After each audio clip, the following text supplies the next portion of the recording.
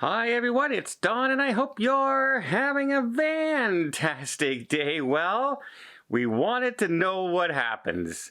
What happens if a modern cruise ship hits an iceberg?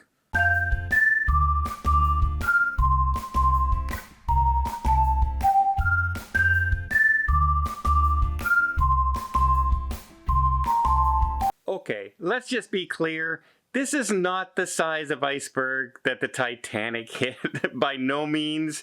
Also, the Titanic, when it hit an iceberg, was going at full speed, trying to break the transatlantic speed record, and so it struck an iceberg at full tilt. Full tilt. This ship was the Norwegian Sun, a modern cruise ship, roughly 78,000 tons. It's about 850 feet in length. It's not the large cruise ships out there. It would be considered one of the smaller ones to mid-size. And it was on its way to Skagway when dense fog covered the area. And it made it very hard to see. Norwegian did what they should do. They slowed down their speed. They were hitting their foghorns. And of course, an iceberg does not listen to foghorns. And what it did is they hit what's called a growler iceberg. Now, a growler iceberg is one of those icebergs that will break off. Usually they melt close to shore, but they are still frequent in the area. Some of them get out to the main passageways, and they are about the size of a small truck, sometimes a grand piano. They can be as much as 250 square feet as far as mass is concerned. As you know, most of an iceberg is below the water, and sometimes only about 3 to 6 feet is sticking above the water. Well, in dense fog at night, that can be very hard to see. And so they're going at a slow speed. They ran into one of these growler icebergs and decided, what are we going to do? They decided, the best safety precaution at this point, they did not report any leaks. They did not report any big damage or catastrophe, or the sirens didn't go off or anything like this. They decided to skip the Ketchikan port and head straight to Juneau, a larger cruise port where they can have divers assess the damage, which should be today. They should have arrived there today in Juneau, and they'll send divers down to assess the damage. Damage could be anything from hull damage, maybe the propellers were damaged if the iceberg scraped along the side of them. There could be numerous reasons, and the biggest fear that they have right now is the possibility of those rudder damages or the propellers, because that would greatly reduce their speed capacity, and they still have stops to come left on this cruise.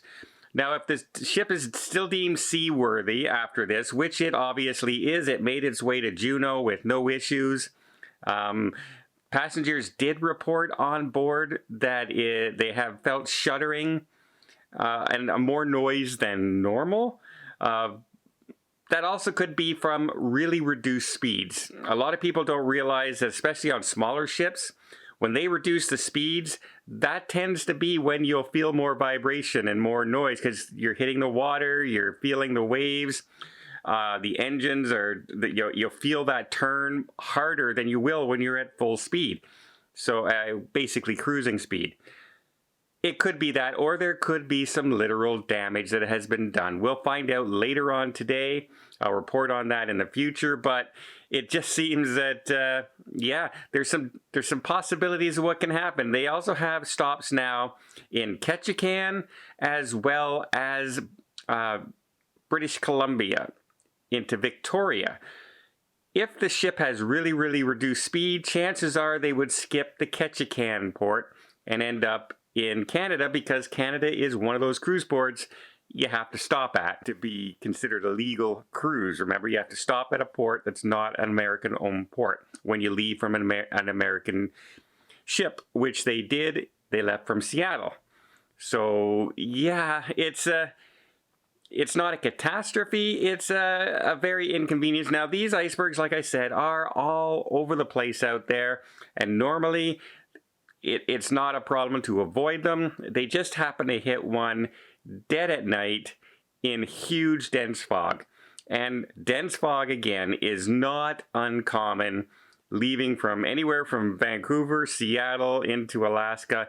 It can happen all the time because of the huge temperature changes that can happen and the cold winds coming down from the mountains and meets the sea air. It really is. You get fog a lot. Let's put it that. You get fog a lot.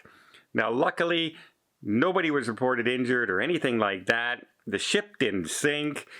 These ships are much stronger, much bigger, and the hulls are much thicker than the Titanic was in her days. And like I said, they take precautions nowadays.